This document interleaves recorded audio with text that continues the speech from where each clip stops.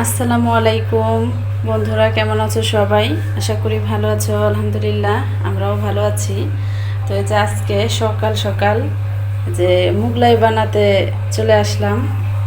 তো এখানে আছে ময়দা, আমি অল্প পরিমাণ ময়দা নিয়েছি। আর আছে যে মরিচ, পেঁয়াজ, তাছাড়াও ডিম। আর এই যে গরম পানি দিয়ে আমি যে আটাটা ভালো করে ছেনে নিব। তো এই পর্যায়ে আমি একটু স্বাদ মতো লবণ দিয়ে দিব।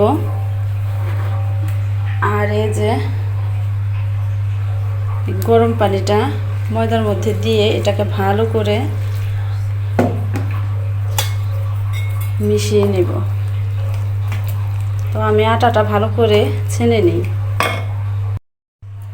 এই যে মুগলাই বানানোর জন্য আমার এই যে ডোটা তৈরি হয়ে গেছে। এখন আমি এর মধ্যে একটু তেল দিয়ে এগুলোকে একটু মেখে রাখবো 10 মিনিটের জন্য, যাতে করে এটার উপর মানে শক্ত না হয়ে যায়। সেজন্য একটু তেল দিয়ে রাখবো।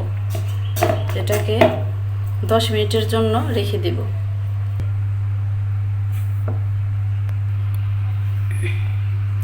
বন্ধুরা, এই যে আমার তো এদিক দিয়ে এই যে ডোটা বানানো হয়ে গেছে। এটা আমি তেল দিয়ে মেখে 10 মিনিট রেখে দিয়েছিলাম। এখন কাঁচামরিচ, পেঁয়াজ কেটে নিয়েছি। এখানে আছে এই ধনিয়া পাতা। তো এগুলো আমি একটু স্বাদ মতো লবণ দিয়ে তারপরে একটু হাতের সাহায্যে ভালো করে এগুলোকে একটু ডলে ডলে তারপরে সবগুলো একসাথে মিশিয়ে নেব।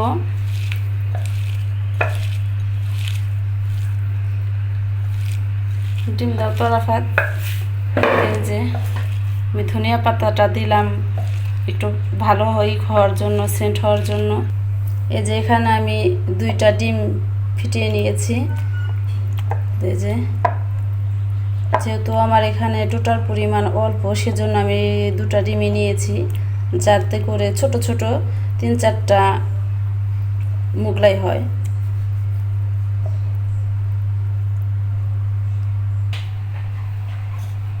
এই যে এখন আমি এখান থেকে একটা ডোটা এটা আমি ভালো করে বেলার জন্য প্রস্তুত করে নিচ্ছি।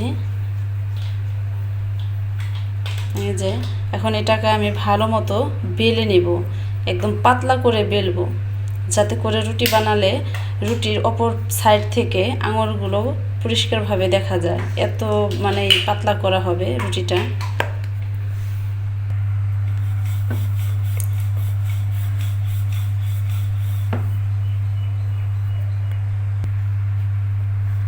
এই যে দেখুন বন্ধুরা, রুটিটা কি পাতলা হয়েছে, একদমই পাতলা করে বেলে নিয়েছি। এখন এই যে ডিমের পুডিংটা দিয়ে দেব।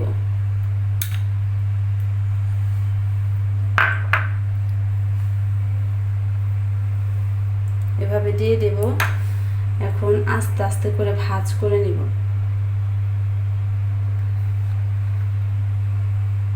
একবারে আলতো আলতো ভাবে আপনারা ভাঁজ করে নেবেন। এদিক দিয়ে আমি একটু ডিম লাগিয়ে দিলাম, যাতে করে তেলে দিলে পরে মুখটা আটকে যায়। সেজন্য একটু ডিম হালকা করে লাগিয়ে দিচ্ছি।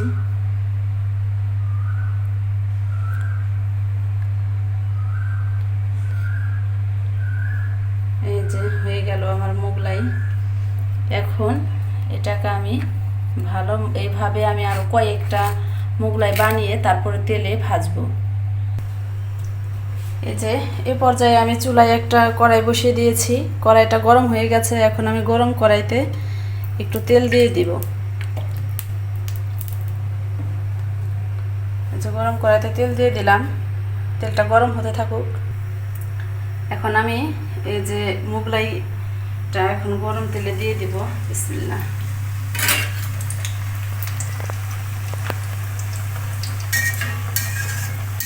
গরম তেলের মধ্যে দিয়ে দিলাম। এখন আমি জালটা একদমই মিডিয়াম দিয়েছি। মিডিয়াম জালে আমি মোগলাই ভেজে নেব।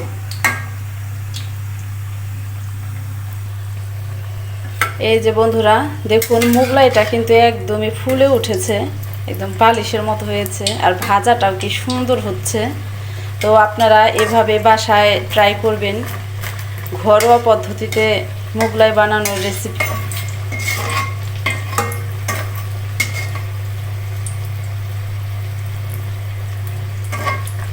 আর আমার এই ভিডিওটা যাদের কাছে ভালো লেগেছে অবশ্যই আমার ভিডিওতে লাইক কমেন্ট করবেন। তো এই যে ভাজা হয়ে গেছে, এ পর্যায়ে যে আমি তেলটা একটু ঝরিয়ে নিয়ে আমি এখন এটাকে নামিয়ে নিব। তো এভাবে আমি পরপর কয়েকটি মোগলাই ভেজে নেব। এই যে বন্ধুরা, পরপর আমি কতগুলো মোগলাই বানিয়ে নিয়েছি। এখন এগুলো একত্রে করে তারপরে চাকুর সাহায্যে কেটে নিব। এখন আমি যে চাকু দিয়ে মোগলাই কেটে নিব।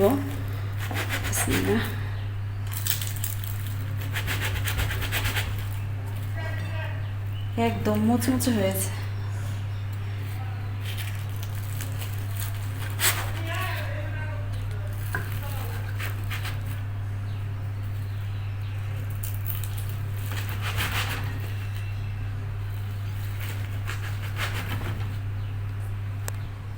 এখন আমি এই যে সব সবগুলো একটু প্লেটে নিয়ে নেব।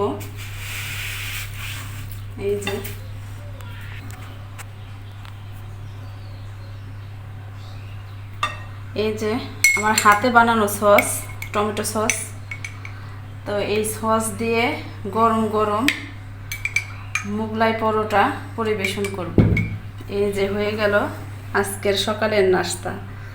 তো আপনারা সবাই এভাবে বাসায় এরকম ঘরোয়া পদ্ধতিতে ট্রাই করবেন মোগলাই। ঝটপট সকালে অথবা বিকেলের নাস্তার টেবিলে এই যে মোগলাই আর সস সাজিয়ে দেবেন। তো সবাই ভালো থাকবেন, সুস্থ থাকবেন। আল্লাহ হাফেজ।